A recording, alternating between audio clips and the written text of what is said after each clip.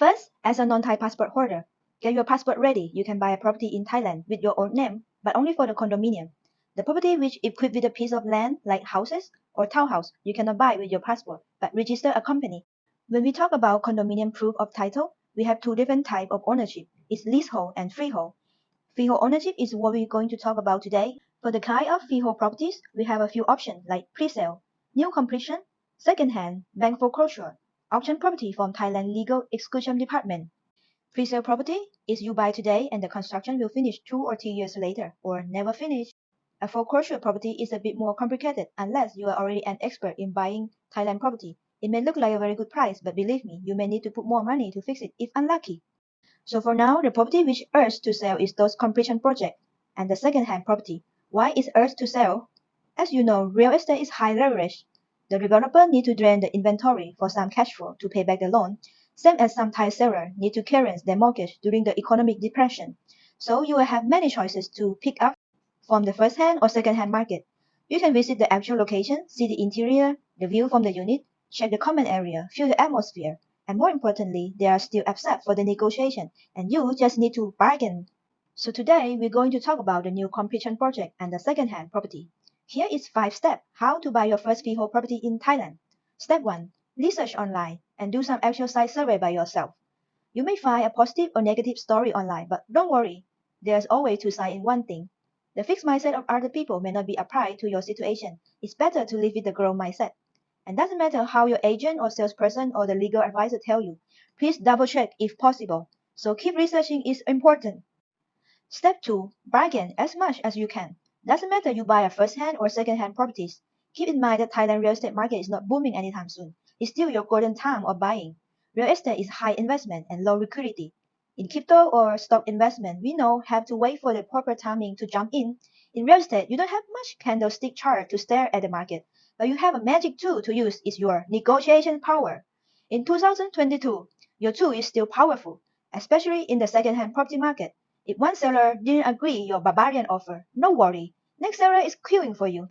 Here, my advice is not just looking for the cheap price, but all the property's condition. Good location, good management, good view, and the comfort unit layout is important to consider too, as it will be helpful for resell your property in the future. Step 3. Sign the reservation. Once you agree to buy the property, the seller and the buyer will go for a small amount of deposit, like 20K, 50K, 100K. We call it booking or reservation. But remember, if you are not so sure you really want to buy this property or not, don't pay any booking fee. Normally, the developer or the seller didn't have the refund policy unless both sides have specified the fulfill condition in the black and white paper. If you have already bargaining a lot, which means you really want to get the assets, and if you change your mind, the deposit will be confiscated. Here, the very important message is you got to think about the payment condition and timeline of transfer ownership before you sign any reservation paper in Thailand. Make sure you can execute your promise with a specific time. Remember, the completion property is fast pay and fast transfer ownership. Your cash is the king. The more discount you get, the shorter time you got to pay off. Beside the property price, in this step, you will be informed of the extra fee, which will add to the transfer ownership date, like sinking fund, common fee, water and electricity meter installation fee, land office transfer tax, etc. But for the new completion project, those fees, usually the developer will cover it as a promotion.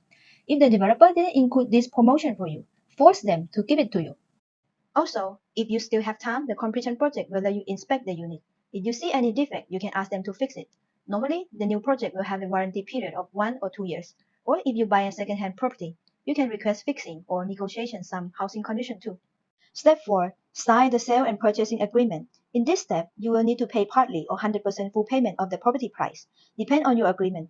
Signing contract in Thailand means you deliver payment to exchange the original contract. For the completion project, what seller expecting is fast get pay and fast transfer ownership to you. Before you pay a big amount of money, of course you need to see the agreement. But for most of the developers, their agreement is the same pattern and should contain Thai and English translation, which means your agreement is the same as other buyers, just different name, different unit and price. So you may not be able to change most of the content. And you don't need to hire any legal advisor if you choose the well-known listed real estate company. Thai developers are pretty care about their reputation. If you deal with a second-hand property, you may need a legal advisor or your agent can be helpful to draft the sale and purchasing agreement. Here, the most mistake people usually make, as I can see, is not the agreement itself, but it's the money transfer paperwork. In this step, your agent or salesperson will give you the instruction before you make money transfer from overseas.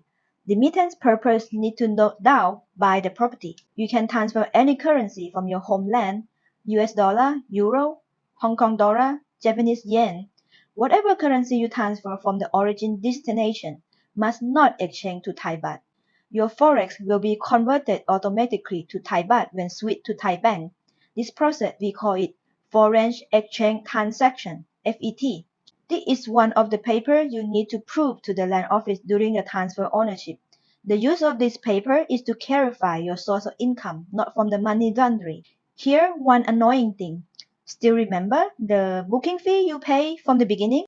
As the FET paper must show 100% of the purchasing price, same as the agreement, which means your property costs 1 million baht. You had already paid the booking fee of 50k. You can't just transfer 950k. You need to transfer forex estimate of 1 million baht. The amount you transfer can be more than the agreement price but cannot be less. For the extra transfer, the developer will refund you later, and you will be the one who pay the bank fee. Here we talk a little bit about Thai bank account. You will not be able to open a Thai bank account with your reservation paper, but you can open a bank account with your sale and purchasing agreement. If you purchase a brand new property from the developer, no worry, you can just transfer your money into the developer accounts directly. They are safe. But in the case that you buy a second-hand property from a normal people like you and me, please try to draft the agreement and open the bank account with your own name before you send money. You can pay the seller with the account payee check at the land office after the seller has successfully transferred the property to your name. I mention this because some buyers don't have too much time left in Thailand, and sometimes the agreement takes time to process. Last in this step, whatever the money is transferred to, you got to process the FET paperwork. So, who will go to get this paper? If the money transferred to your account, you got to go to the bank to deal by yourself. If the money transferred to the developer's account, the developer will get the FET paper for you. Money goes to whose account? Who go to get the FET? Is that clear? Step 5. Transfer ownership. Okay, now you'll be very soon moving to your new property in Thailand. You'll be informed to prepare passport copy, immigration stamp page copy, which means you are already come back to Thailand for transfer ownership. FET paper, authorization form, in case you don't want to wait a half day at the land office to get your property deed. For the listed company, you can just authorize the seller to transfer ownership for you. No worry. What you will receive is kind of the ownership certificate. Your name will be typed behind, but in Thai. A seller will also give you the blue book, or we call it house registration book, and the key set, the entrance key, key card, mailbox key, car parking sticker, aircon remote control, etc. Your first freehold property purchasing is done. Congratulations! To be summed up, if you do it right, real estate can be one of the best investments for you.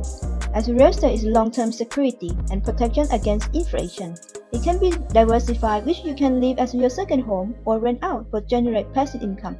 There are many charming cities around the world. You have your own reason to choose to live here or there, or choosing an investment based on your own preference. I'm not saying Thailand is the best place to live or invest, but Thailand has a competitive location, abundant natural resources, modern infrastructure, and a variety of visitors.